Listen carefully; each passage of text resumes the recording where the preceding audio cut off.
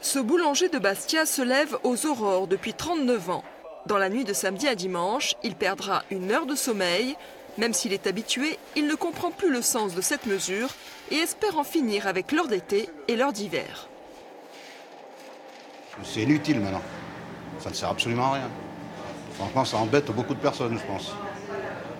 Et la majorité des gens aimeraient que, voilà, qu'on la change dimanche et qu'on la touche plus.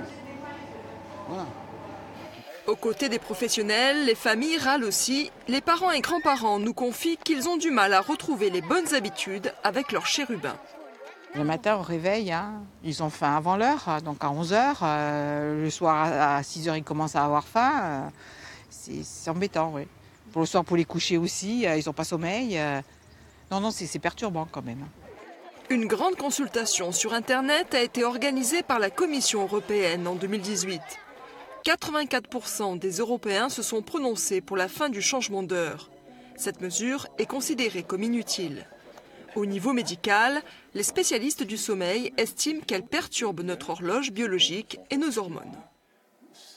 Pour la cortisone, qui est l'hormone la plus importante dans l'éveil, on va dire, cette cortisone, normalement, elle est sécrétée 1 heure avant le réveil.